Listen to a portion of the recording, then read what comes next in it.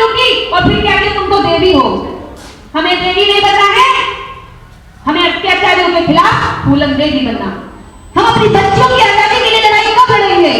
इसी तारीख में हमारा जीवन गुजर रहा है, यही तारीख हम अपने बच्चों को ट्रांसफर करके जा रहे हैं। अब मैं राक्षस की परिभाषा इसलिए बता रही हूँ ताकि हमें गर्व हो, हम रक्षा करने वाले हैं। हमने किसी का हत्या नहीं किया आज तक।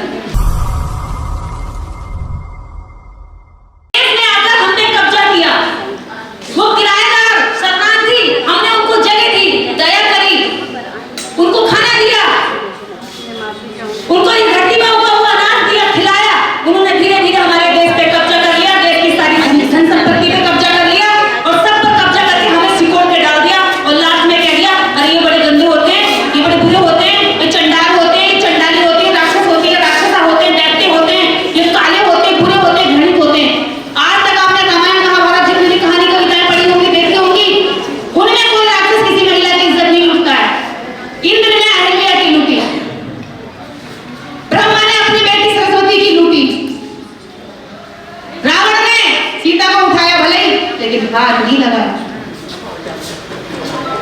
महिषासुर ने दुर्गा का पीछा भले किया लेकिन बलात्कार नहीं किया।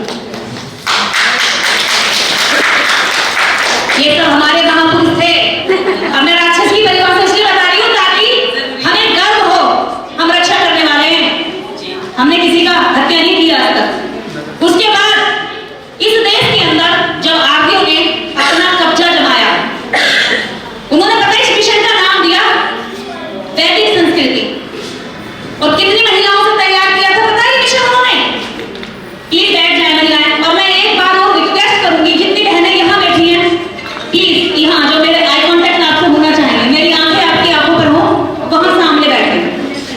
अगर हम अलग हैं तो हम अछूत बैठे हैं उनसे, हम सब एक हैं, यहाँ बैठेंगे। उन्होंने कहा कि हम इस देश में अब इन पे कब्जा तो कर लिया, इनके मकान पर मकान मालिक बने कैसे? ये तो हमें कभी भी मानकर भगा सकते। होशियारी देखिए, जैसे हमारे घर में कोई घुस गया, बोले यार कभी ये तुम्हारेगा मेरा है। अब इसको पता चले इससे पहले हम एक मिशन अपनी संस्कृति है डेवलप करनी चाहिए।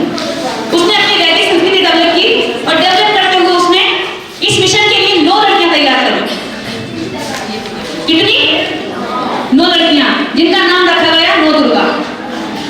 जानती हैं 9 दुर्गा? सब व्रत करती होंगी या पहले किए होंगे, मैंने भी किए, छोड़ दिए। 9 दुर्गा। अब 9 लड़कियों से उन्होंने इस देश के अंदर मिशन को इस्टैब्लिश करने का सबसे बड़ा बीड़ा उठा लिया। 9 लड़कियों के माध्यम से हमारे देश की पूरी सभ्यता संस्कृति को खराब कर दिया, नष्ट कर दिया, तहस नहस कर दिया। हमारे देश की सभ्यता में माँ घर की मुखिया होती थी, यानी महिला। पुरुष नहीं होता था, पुरुष के हाथ में कुछ नहीं था, पुरुष खेतों में काम करता था। तब ये कंपनियां फैक्ट्री नहीं होती थी, खेत होते थे, खेतों से ही सब कुछ आता था, खेतों का ही लगा करके स्टोर किया जाता था। आने वाली फसल जब नहीं आएगी तब क्या खाएंगे, इसलिए क्योंकि तब कुबेर इंजन ये सब नहीं होते थे, प्रकृति की बारिश से ही फसलें पैदा हुआ करती थी। तो आप लोगों के जो मिशन को नष्ट किया केवल 9 महिलाओं ने किया। आज यहाँ पर कितनी है काउंटिंग की आपने? देखो माटी कितनी है टोटल? लगभग 90, यानी कि आप 90 हैं। देखिए कितना बड़ा। उन्होंने 9 महिलाओं से वैदिक संस्कृति डेवलप कर दी, हमारी संस्कृति नष्ट कर दी। अब हम फिर से 5000 साल बाद देखिएगा, 5000 साल तक तांडव मचा है हमारे महापुरुषों को मार काट का, हमारे साथ हमारा लूट का छीन का। 5000 साल बाद उनकी तरह आज फिर से देश के अंदर इस भारत की मूल सभ्यता की महिलाएं इकट्ठी होकर, वो 9 थी और हम कितनी हैं? वो कितनी थी? 9 और हम कितनी हैं? 90 हैं। क्या हम वापस अपनी सभ्यता और संस्कृति को लौटा सकती हैं? क्या हम उनकी 9 पर 90 भारी नहीं हो सकती? क्या हो सकती हैं? हमें हमारी सभ्यता वापस लानी है, जिस सभ्यता में महिला पूजने नहीं होती थी, महिला बराबरी की हकदार होती थी। इन्होंने महिलाओं की इज्जत लूटी, उनकी अस्मिता लूटी और फिर क्या कि तुम तो देवी हो। हमें देवी नहीं बनना है, हमें अत्याचारियों के खिलाफ फूलन देवी बनना। हमें पूजा नहीं करवानी है, हमें आजादी चाहिए। हमें कोई पूजा मत करो। औरत की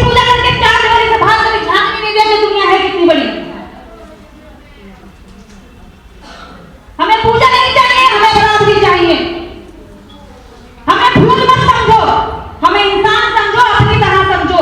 अगर हमें बाहर जाना है तो हमें कमजोर बनाकर ये मत कहो कि बाहर का माहौल अच्छा नहीं है। किससे अच्छा नहीं बाहर? वो भी तो पुरुष ही है। एक पुरुष दूसरे पुरुष से बचाता है, लेकिन पुरुष बात के खिलाफ कभी भी लड़ना नहीं सिखाता। एक पुरुष दूसरे पुरुष से अपनी महिला को छुपाने की कोशिश करता है। कैसा माहौल, जमाना बहुत खराब है, जमाना खराब है, लेकिन घूंघट अपनी महिला से करवाता है। नियत पुरुष की खराब होती है और मुंह महिला का ढकवाया जाता है। क्यों? उनकी 9 लड़कियों ने इस देश के अंदर तांडव मचा दिया और 9 लड़कियों ने इस देश की जो सभ्यता संस्कृति थी वो नष्ट कर दी और इस देश के अंदर वैदिक संस्कृति जहां औरतों को बराबरी थी, वह बराबरी की जगह पूजा करवा दी। एक पति रात दिन पीट रहा और शाम को जब वो कहते थाने डाली तो कहता मैं तेरे पैर पकड़ लूंगा, तेरी पूजा कर लूंगा। बच गया, क्योंकि उसके दिमाग में कॉन्सेप्ट डाल दिया कि तेरी पूजा कर तो ली है, क्या चाहिए बेचारे से, पैर तो पकड़ लिए और क्या ध्यान लेगी इसकी, कभी सर पे चढ़ी जा रही है। पति पूरी जिंदगी तू जा रही है, एक झपट मारने को फर्क नहीं पड़ा, लेकिन पत्नी ने अगर ऐसे भी देख लिया, अरे जाके बहू तो आंखें निकाल के देखे, कहां है बराबरी, कहां बराबरी? महिला अगर तू कह दे तो डाइवोर्स हो जाते हैं। पुरुष पूरी जिंदगी तू कह करके उसको नीचा दिखाता है तो समाज को पच जाती है ये बात। समाज हर बात को पचा जाता है जो महिला के विरोध में होती है। आरोप लगाते हैं कि समाज में बलात्कार हो रहा है, समाज में बलात्कार नहीं हो रहा, हमारी सोच का बलात्कार हो रहा है। बलात्कार हमारी सोच में घूम रहा है। एक महिला साड़ी में अच्छी लगती है जबकि उसका यहां से इतना पेट दिखता है, टूंडी दिखती है, लेकिन एक महिला जीप तो अपने पूरी ढकी हुई अच्छी नहीं लगती है, क्योंकि वो साड़ी में भागेगी तो पकड़ी जाएगी, गिर जाएगी, काबू में जल्दी आ जाएगी। साड़ी में कह रही है बहुत खूबसूरत लगती हो, मेरे सपनों की तस्वीर दिखती हो, और हम जैसी चंडाली लगती है जो बोलती हैं। महिला को हर उस चीज में खूबसूरत बताया गया, उसके बालों पर गाने लिखे गए, कविताएं लिखी गई, तेरी जुल्फों के साए में लेटा रहूं, तेरे आंचल में लेटकर छाया में बैठकर कविता लिखूं। क्यों? तू क्यों लिख रहा है? क्या मैं लिखना पढ़ना नहीं जानती? क्यों? महिलाओं को पढ़ाओ ना अपनी, वो खुद लिखें अपने ऊपर कविताएं। क्यों लिखते हो इतनी खूबसूरत कविताएं? तेरे नैन नक्श की क्या तारीफ करूं, चले पटोला मटक मटक के। क्यों? मेरे काम पे लिखो ना, मैं क्या करती हूँ, मैं क्या सोचती हूँ, मैं क्या चाहती हूँ, मैं कितना दर्द करती हूँ, मेरे दर्द पे लिखो ना। और मेरे दर्द पर उधार की कलम क्यों चले? मेरे दर्द पर मेरी कलम क्यों रुक रही है? स्त्री का दर्द लिखने के लिए भी पुरुष की कलम चाहिए, स्त्री पर फिल्म बनाने के लिए भी पुरुष चाहिए, गाना लिखने के लिए भी पुरुष चाहिए, कविता रचने के लिए भी पुरुष चाहिए, और उसकी सुंदरता की तारीफ करने के लिए भी पुरुष चाहिए। ये जो साड़ी है ना, बड़ी खूबसूरत लगती हो, ये जो शब्द है ना, 16 श्रृंगार करके बड़ी खूबसूरत लगती हो। हमारे पुरुष तो बिना 16 श्रृंगार के सुंदर लगते हैं, उनके चेहरे पर कभी पिंपल नहीं निकलते, हमारे खूब निकलते। क्यों? आपको एक जगह फिक्स किया गया है, एक बॉक्स में, और वो बॉक्स है सुंदरता नाम का। इससे आजाद हो जाओ। जिस दिन इससे आजाद हो गई, लड़ाई लड़ोगी असली। मैं नहीं कहती कि आप सुंदर मत दिखो, मुझे तो एक एक चेहरा ही खिलता हुआ दिख रहा है। हम जब जूम पर भी मीटिंग करते हैं, जो महिलाएं तैयार होकर आती तो मैं तो पहले उसी को देखती हूँ, कुछ देर तक तारीफ ही करती हूँ, मुझे सुंदर लगती है। और जब वो हंसती है तो लगता है पूरी दुनिया झुठला रही है। आदमी आदमी के साथ और यार क्या हो रहा है, चल चाय की चौकड़ी पर बैठते हैं, 10-5 गाली भी दे देगा, कुछ फर्क नहीं पड़ता। बगल में औरत खड़ी होगी, माँ बहन की करते हुए बात करता है, सिगरेट में कश लगाता है, उसको आजादी है। लेकिन एक महिला अपनी नजरें सामने रखते हुए, अपने लक्ष्य को ध्यान में रखते हुए, वापिस घर जाके क्या क्या काम करना है ये विचार करते हुए जब घर से तब निकलती है, उसके बाद भी उसको कह दिया जाता है ना कहां कहां जाती है। जाने से पहले वो ये तैयारी कर जाती है आगे क्या काम करना है मुझे।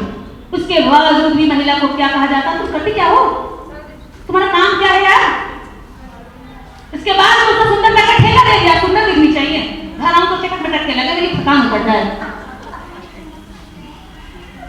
इससे आजाद हो जाओ मेरी बहनों, इससे आजाद हो जाओ। हमें आजादी पुरुषों की सोच से नहीं चाहिए, हमें आजादी उस सोच से भी चाहिए जो हमने यहाँ फिक्स कर ली। हमें उस सोच से बाहर निकलना है, उस शीशे के अंदर तड़प रही हो, अभी तो तुम्हें अपनी गुलामी का एहसास नहीं है। उस शीशे के बाहर से दुनिया झांक रही हो, उस शीशे को तोड़ने के लिए ताकत इकट्ठा करो। और वो तब टूटेगा जब तुम एकजुट होगी। आज पहला संगम हुआ है आप लोगों का। कई राज्यों की महिलाएं हैं, पंजाब, हरियाणा, मध्य प्रदेश, छत्तीसगढ़, उत्तराखंड, बेंगलोर, राजस्थान से भी हैं, जयपुर से, बिहार, पटना और यूपी के लास्ट बॉर्डर बनारस, दिल्ली, गाजियाबाद, लगभग 8-9 राज्यों की महिलाएं यहां बैठी हैं। ये वही शीशा जो बहुत सख्त है, दिखता तो है लेकिन तोड़ने की क्षमता नहीं है। हम अपने गली मोहल्ले शहर शहर में काम कर रहे हैं। यहाँ जितनी बैठी हैं अपने आप में सब काम करने वाली महिलाएं हैं, ये आम भीड़ नहीं बैठी है यहाँ। इन सबकी इतनी क्षमता है कि ये 10-10 हजार महिलाओं को अपने अपने क्षेत्र में जोड़ सकती हैं, खड़ा कर सकती हैं। इन महिलाओं को पहले खुद आजाद होना होगा, हर तरह से आजाद होना होगा। और सबसे बड़ी आजादी आपको अपनी सोच में चाहिए, जो आपको पसंद है आप वो पहनिए। आपको अगर साड़ी लगती है, साड़ी में भाग सकती हो, दौड़ सकती हो तो साड़ी पहनो, लेकिन किसी की सुंदर दिखने के लिए आपको साड़ी नहीं पहननी है। 2 शब्द तारीफ के सुनने के लिए हम क्यों करें वो काम। हम अपनी बच्चों की आजादी के लिए लड़ाई कब लड़ेंगे। इसी तारीफ में हमारा जीवन गुजर रहा है, यही तारीफ हम अपनी बच्चों को ट्रांसफर करके जा रहे हैं। हमें अपनी तारीफ हम आपस में क्यों नहीं करती। महिला महिला की तारीफ करे ना, लेकिन महिला महिला ने क्या करे, एक रंग की साड़ी पहनी तो दूसरी उस साड़ी को दोबारा पहन के नहीं जाएगी। कहेगी अरे उस रंग की तो उसने खरीद ली, मैं क्यों खरीदूं, एक जैसी दिखूंगी। अगली मीटिंग में हम सारे एक जैसे कपड़े पहन कर आएंगे, कोई भी ड्रेस कोड चुना जाएगा और हम एक दूसरे की खुलकर तारीफ करेंगे। ठीक है, मंजूर है सबको। मैं आपको बाउंड नहीं करूंगी कि आप मेरे हिसाब से पहनिए। मैं आपके कलर का जो आपके अंदर एक वो है ना भ्रम, वो तोड़ने के लिए कि हम सब एक ही जैसे कपड़ों में कितनी खूबसूरत लग सकते हैं। आप जो चुनेंगी वो कलर रखा जाएगा, मैं अपनी ओर से नहीं चुनूंगी, मेरा कुछ नहीं है। मैं बस आपका एक पुल हूं।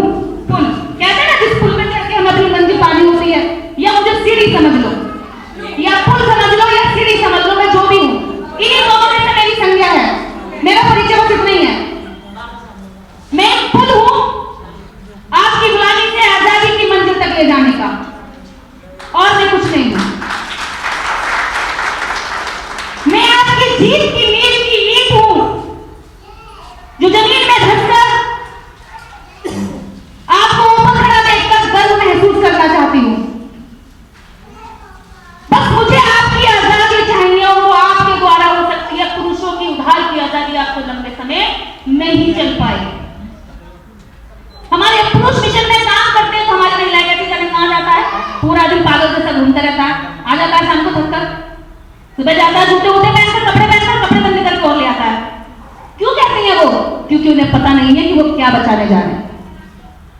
जिस दिन उन्हें यह पता चल गया कि आपकी ताकत को बचाने मेरा पति जा रहा है, तो वो माता रमाबाई की तरह सहयोग करेगी।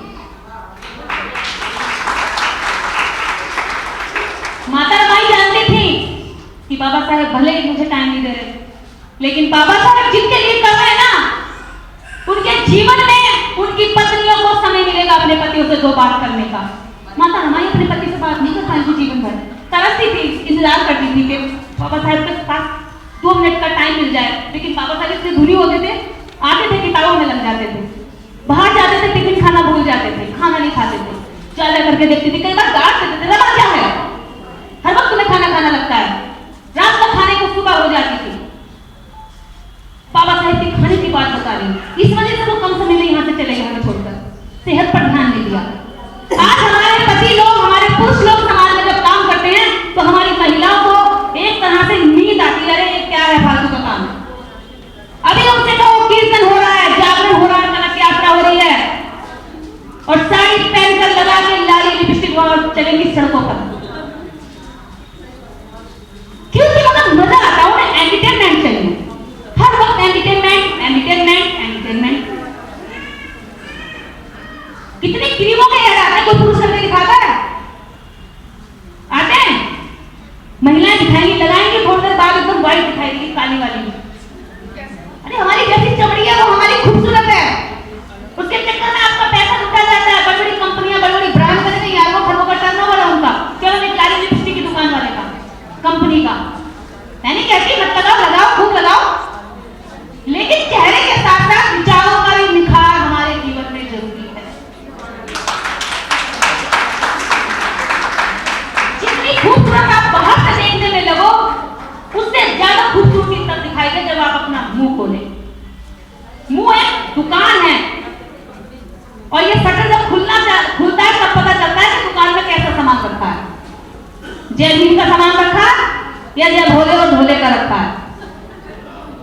तो शटर खुलने पे पता चलता है कि अंदर किस तरह का सामान रखा हुआ है। हमारे विचारों की चमक हमारी लिपस्टिक से ज्यादा होनी चाहिए और इसी बात की हम इस लड़ाई को आगे तक ले जाना चाहते हैं। राक्षसी का अर्थ बताने आई थी और राक्षसी का अर्थ है जो सबकी रक्षा करे, जो गरीबों की दया करे, जो कमजोरों की सहायता करे, जो समाज को सही दिशा में ले जाए, जो उनके हक हकूक की लड़ाई लड़ने में आगे आकर के गोली खाने के लिए भी तैयार रहे।